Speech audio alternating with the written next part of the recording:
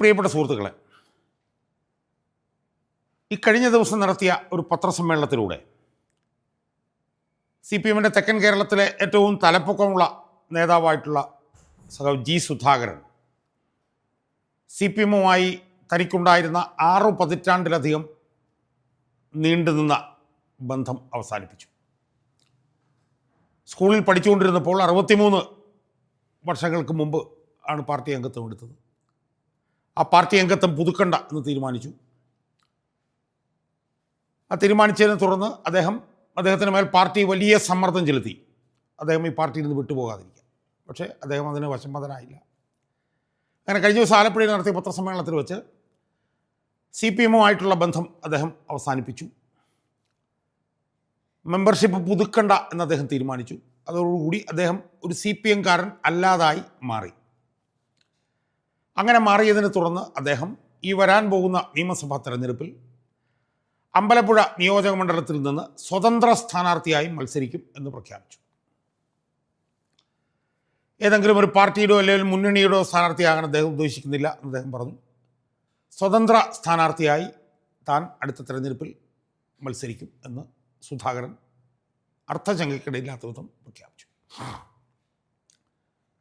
സുഹൃത്തുക്കളെ, അങ്ങനെ പ്രഖ്യാപിച്ചതിനെ തുടർന്ന് CPM-വുമായിട്ടുള്ള ബന്ധം അദ്ദേഹം വിച്ഛേദിച്ചതിനെ തുടർന്ന് CPM അതിശക്തമായിട്ടുള്ള പ്രചരണം സുധാകരനെതിരെ അഴിച്ചുവിടാൻ ആരംഭിച്ചു. ആ പ്രചരണത്തിൻ്റെ കുന്തമുന എന്ന് പറയുന്നത് ജി സുധാകരൻ ഒരു വർഗവഞ്ചകനാണ് എന്ന് ആണ്. അതായത് തൊഴിലാളി വർഗ സർവാധിപത്യത്തിന് വേണ്ടി പ്രവർത്തിക്കുന്ന CPM-ൻ്റെ അവരെ നിലനിർത്തുന്ന അടിസ്ഥാന വർഗം തൊഴിലാളി വർഗമാണല്ലോ. ആ തൊഴിലാളി വർഗത്തെ വഞ്ചിക്കുന്ന ഒരു വർഗവഞ്ചകനാണ് ജി സുധാകരൻ എന്ന് പറഞ്ഞുകൊണ്ടാണ് CPM ജി സുധാകരനെതിരായിട്ടുള്ള പ്രചണ്ഡമായ പ്രചരണവുമായി ഇപ്പോൾ രംഗത്ത് നിൽക്കുന്നത്. അപ്പോൾ ഞാൻ ഇന്ന് ഈ വീഡിയോയിൽ കൂടെ ചോദിക്കാൻ ഉദ്ദേശിക്കുന്ന ചോദ്യം, ജി സുധാകരൻ ഒരു വർഗവഞ്ചകനാണെങ്കിൽ ഈ മന്ത്രിസഭയിൽ അംഗമായിട്ടുള്ള മറ്റൊരു നേതാവ്, അത് ഞാൻ വഴിയെ പറയാം, അയാൾ വർഗമിത്രമാണോ എന്നുള്ളതാണ് എൻ്റെ ചോദ്യം. അത് ഞാൻ വിശദീകരിക്കാം. അത് വിശദീകരിക്കുന്നതിന് മുമ്പ് സുധാകരൻ വർഗവഞ്ചകനാണ് എന്ന് പറയുമ്പോൾ ആ സുധാകരനെ കുറിച്ചിട്ട് ആ സുധാകരൻ്റെ പശ്ചാത്തലം നമ്മളൊന്ന് പരിശോധിക്കണം. ഞാൻ നേരത്തെ പറഞ്ഞ 63 വർഷമായി പാർട്ടി അംഗത്വം ഉണ്ടായിരുന്ന, 43 വർഷത്തിലധികം പാർട്ടി സംസ്ഥാന സമിതിയിൽ ഉണ്ടായിരുന്ന, ഏതാണ്ട് 19ഓളം പാർട്ടി കോൺഗ്രസ്സുകളിൽ പങ്കെടുത്ത, 12ഓളം പാർട്ടി കോൺഗ്രസ്സുകളിൽ ഡെലിഗേറ്റ് എന്നുള്ള നിലയിൽ സംസാരിച്ച, ആലപ്പുഴ ജില്ലയിലെ പാർട്ടി വിദ്യാഭ്യാസവുമായി ബന്ധപ്പെട്ടുകൊണ്ട് ആ സമിതിയുടെ അധ്യക്ഷനായ 2-3 പതിറ്റാണ്ട് കാലം തുടർന്ന, ആലപ്പുഴ ജില്ലയിൽ 1ലധികം തവണ ജില്ലാ സെക്രട്ടറി ആയിരുന്ന, SFIയുടെ ആദ്യകാല സംസ്ഥാന പ്രസിഡൻ്റായിരുന്ന, 3-4 തവണ MLA ആയിരുന്ന, 2 തവണ മന്ത്രിയായിരുന്ന സുധാകരൻ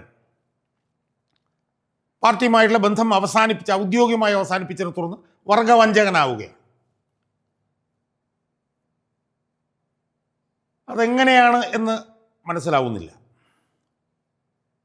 കാരണം സുധാകരൻ CPM എന്ന് പറഞ്ഞ പാർട്ടിയുമായി തനിക്ക് 60 വർഷക്കാലത്തിലധികം ഉണ്ടായിരുന്ന ബന്ധം ഔദ്യോഗികമായി അവസാനിപ്പിച്ചു കഴിഞ്ഞു.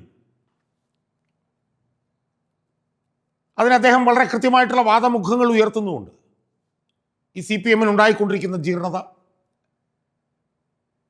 പ്രത്യേകിച്ച് CPM-ൽ ആലപ്പുഴ ജില്ലയിലെ നേതാക്കന്മാരുടെ ഇടയിൽ ഉണ്ടായിക്കൊണ്ടിരിക്കുന്ന ജീർണത, CPM അണികളിലുണ്ടായിക്കൊണ്ടിരിക്കുന്ന ജീർണത, അഴിമതി, അതെല്ലാം പറഞ്ഞുകൊണ്ടാണ് അദ്ദേഹം 6 പതിറ്റാണ്ട് കാലം നീണ്ടുനിന്ന തൻ്റെ CPM-വുമായിട്ടുള്ള ബന്ധം അദ്ദേഹം അവസാനിപ്പിച്ച് അദ്ദേഹം അംഗത്വം പുതുക്കേണ്ടതില്ല എന്ന് തീരുമാനിച്ചത്. അദ്ദേഹം വേറെ പാർട്ടികളിലൊന്നും ചേർന്നിട്ടില്ല, വേറെ ഏതെങ്കിലും പാർട്ടികളിൽ ചേരും എന്ന് അദ്ദേഹം പറഞ്ഞിട്ടില്ല, വേറെ ഏതെങ്കിലും മുന്നണികളിൽ ചേരുമെന്നും അദ്ദേഹം പറഞ്ഞിട്ടില്ല. അപ്പോൾ അദ്ദേഹത്തെ നമ്മൾ പരിശോധിച്ച് നോക്കുമ്പോൾ നമുക്ക് കാണാൻ കഴിയുന്നത് പതിറ്റാണ്ടുകളായി അദ്ദേഹം നടത്തിയ നിസ്തുലമായിട്ടുള്ള CPM-ന് വേണ്ടിയിട്ടുള്ള സേവനം, അതാണ് നമ്മുടെ മുന്നിലുള്ളത്. അദ്ദേഹം ആ പാർട്ടിയിൽ പ്രവർത്തിക്കുമ്പോൾ പാർട്ടിക്ക് വേണ്ടി എങ്ങനെയാണ് പ്രവർത്തിച്ചിരുന്നെന്നുള്ളത് നമുക്കെല്ലാവർക്കും അറിയാം. എൻ്റെ വിശദാംശങ്ങളിലേക്ക് ഞാൻ പോകുന്നു. ഏറ്റവും ആത്മാർത്ഥതയോടുകൂടി രാവും പകലും പകലും രാവും പ്രവർത്തിക്കുകയായിരുന്നു അദ്ദേഹം CPM വേണ്ടി ചെയ്തിട്ടുള്ളത്. ആ പ്രവർത്തിച്ച സമയങ്ങളിലൊന്നും അദ്ദേഹം എന്തെങ്കിലും അനധികൃതമായി നേടിയെന്നോ അദ്ദേഹം എന്തെങ്കിലും അഴിമതി കാണിച്ചെന്നുള്ള ആരോപണം അദ്ദേഹത്തിൻ്റെ ശത്രുക്കൾ പോലും അദ്ദേഹത്തിനെതിരെ ഉന്നയിച്ചിട്ടില്ല. അദ്ദേഹം മന്ത്രിയായിട്ടിരുന്നിട്ടുണ്ട് 2 ടേം, അപ്പോഴും അദ്ദേഹത്തിനെതിരെ ഒരു ആരോപണം ഉണ്ടായിട്ടില്ല. അദ്ദേഹം MLA ആയിട്ടിരുന്നിട്ടുണ്ട്, അപ്പോഴും ആരോപണം ഉണ്ടായിട്ടില്ല. അദ്ദേഹം ആലപ്പുഴ ജില്ലയെന്ന് പറഞ്ഞ CPM സുസജ്ജമായിട്ടുള്ള ഒരു സുശക്തമായിട്ടുള്ള പാർട്ടി സംവിധാനമുള്ള ഒരു ജില്ലയിൽ ഒന്നിലധികം തവണ അദ്ദേഹം ജില്ലാ സെക്രട്ടറി ആയിരുന്നുണ്ട്, അപ്പോഴും അദ്ദേഹത്തിനെതിരെ ആരോപണങ്ങളൊന്നും ഉന്നയിക്കപ്പെട്ടിട്ടില്ല.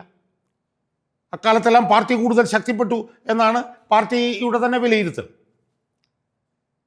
2021 തെരഞ്ഞെടുപ്പിൽ അദ്ദേഹം പാർട്ടി സ്ഥാനാർത്ഥിയെ തോൽപ്പിക്കാൻ ശ്രമിച്ചു എന്ന് പറഞ്ഞുകൊണ്ട് അദ്ദേഹത്തെ തരം താഴ്ത്തി ബ്രാഞ്ചിലേക്ക് കൊണ്ടുവന്നു എന്നുള്ളത് ഒഴിച്ചാൽ അദ്ദേഹത്തിനെതിരെ വേറെ ഒരു ആരോപണവും ഉണ്ടായിട്ടുള്ളതായിട്ട് നമുക്കറിയില്ല. അപ്പോൾ എങ്ങനെയാണ് അദ്ദേഹം വർഗവഞ്ചകനാകുന്നത് എന്ന് നമുക്ക് മനസ്സിലാവുന്നില്ല. CPM ബന്ധം ഉപേക്ഷിച്ചതുകൊണ്ടാണ് വർഗവഞ്ചകൻ എന്ന് വിലയിരുത്തുന്നതെങ്കിൽ അത് CPM നേതാക്കളുടെ ഇടയിൽ മാത്രം വിലപ്പോകുന്ന ഒരു വാദമാണ്. കാരണം CPM നിൽക്കുമ്പോൾ തന്നെ CPM പ്രതിനിധീകരിക്കുന്നത് തൊഴിലാളി വർഗത്തെയാണോ എന്നുള്ളത് സംബന്ധിച്ച് വളരെ ശക്തമായിട്ടുള്ള അഭിപ്രായ വ്യത്യാസങ്ങൾ ഇപ്പോൾ ഉണ്ടല്ലോ. CPM പണക്കാരൻ്റെ ഒരു പാർട്ടിയായി മാറി, CPM ചങ്ങാത്ത മുതലാളിത്തത്തിൻ്റെ ഒരു പാർട്ടിയായി മാറി, CPM സംരക്ഷിക്കുന്നത് അടിസ്ഥാന വർഗത്തിൻ്റെ താല്പര്യമല്ല എന്നുള്ള വലിയ വിമർശനം ജനങ്ങളുടെ ഇടയിലും പാർട്ടി അണികളുടെ ഇടയിലും വ്യാപകമായിട്ടുണ്ടല്ലോ. അപ്പോൾ പാർട്ടിക്ക് അകത്ത് നിൽക്കുമ്പോൾ തൊഴിലാളി വർഗത്തിന് വേണ്ടി പ്രവർത്തിക്കുന്നവൻ, പാർട്ടിക്ക് പുറത്തു പോകുമ്പോൾ വർഗവഞ്ചകൻ എന്ന് പറയുന്ന ആ ഒരു ഡിമാർക്കേഷനും ഡിവിഷനും ഒന്നും ഇന്ന് വിലപ്പോവില്ല എന്നുള്ളത് എല്ലാവർക്കും അറിയാവുന്ന കാര്യം. അതുകൊണ്ട് സുധാകരൻ വർഗവഞ്ചകൻ എന്ന് പറയുമ്പോൾ അതൊക്കെ കുറച്ച് പാർട്ടി അണികൾക്ക് അവർക്ക് കൺസ്യൂം ചെയ്യാൻ വേണ്ടി പറയുന്നൊരു വാദം എന്നുള്ളതിനപ്പുറത്ത് നിലനിൽക്കുന്ന വാദമല്ല എന്ന് നമുക്കറിയാം.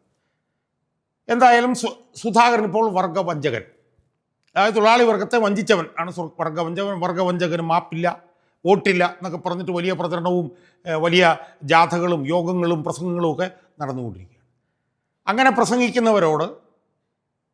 അങ്ങനെ പ്രസംഗിക്കുന്ന CPM അടിമകളായിട്ടുള്ള അണികളോട് ഒരു കമ്മ്യൂണിസ്റ്റുകാരെന്നുള്ളതിൽ എനിക്ക് ചോദിക്കാനുള്ളത്, സുധാകരൻ വർഗവഞ്ചകനാണെങ്കിൽ ആരാണ് KB ഗണേഷ് കുമാർ എന്നതാണ്. ആരാണ് KB ഗണേഷ് കുമാർ? അയാൾ വർഗമിത്രമാണോ?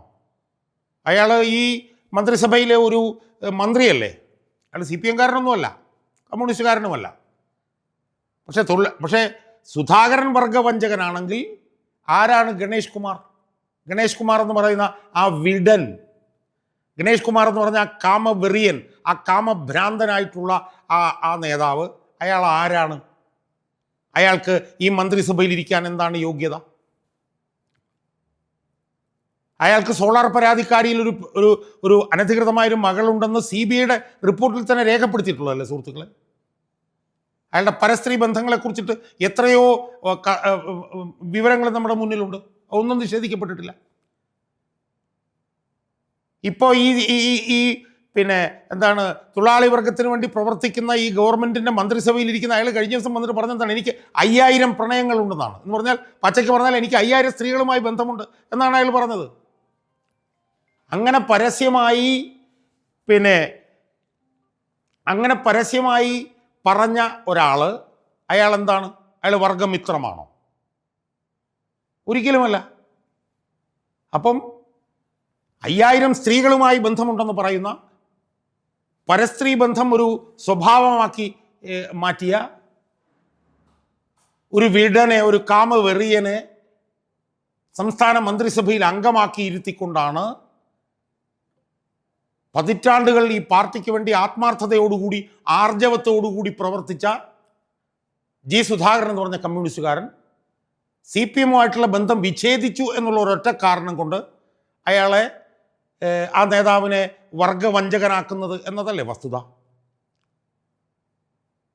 അപ്പോൾ സുധാകരനെ വർഗവഞ്ചകനാക്കി പറയുന്നു, മറുവശത്ത് പരസ്ത്രീ ബന്ധം ഒരു ജീവിതവ്രതമാക്കിയ, പരസ്ത്രീ ബന്ധം ഒരു ശൈലിയാക്കി മാറ്റിയ, പരസ്ത്രീ ബന്ധം ഒരു ശീലമാക്കി മാറ്റിയ, പച്ചപ്പരസ്യമായി വന്ന് 5000 സ്ത്രീകളുമായി ബന്ധമുണ്ടെന്ന് പറയുന്ന ഒരു നേതാവിനെ മന്ത്രിയാക്കി ഇരുത്തുകയും ചെയ്യുന്ന ആ ഒരു വൈരുദ്ധ്യമല്ലേ നമുക്കിപ്പോൾ കാണാൻ കഴിയുന്നത്. അതുകൊണ്ട് 40 വർഷക്കാലത്തിലധികം CPM-ന് വേണ്ടി ആത്മാർത്ഥമായി ആർജവത്തോടുകൂടി അഴിമതിരഹിതമായി പ്രവർത്തിച്ച ഒരു നേതാവ് CPM-ൻ്റെ ബന്ധം വിച്ഛേദിക്കുമ്പോൾ അയാൾ വർഗവഞ്ചകനാവുന്നു.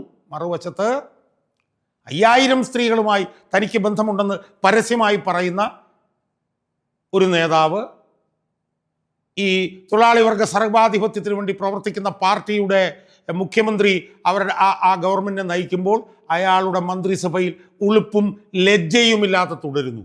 ഇതാണ് ഇന്ന് കേരളത്തിലെ ജനങ്ങൾ കണ്ടുകൊണ്ടിരിക്കുന്നത്. ഇതിൻ്റെ വൈരുദ്ധ്യം അവർക്ക് നല്ലപോലെ മനസ്സിലാവുന്നുണ്ട്. അതിലേതാണ് ശരി ഏതാണ് തെറ്റ് എന്നുള്ളത് അടുത്ത തെരഞ്ഞെടുപ്പിൽ അമ്പലപ്പുഴയിൽ തീരുമാനിക്കപ്പെടുമ്പോൾ നമുക്ക് അത് കാണാൻ കഴിയും എന്നാണ് ഈ അവസരത്തിൽ ഈ വർഗവഞ്ചകൻ എന്നുള്ള ചർച്ച നടത്തുമ്പോൾ എനിക്ക് സൂചിപ്പിക്കാനുള്ളത്.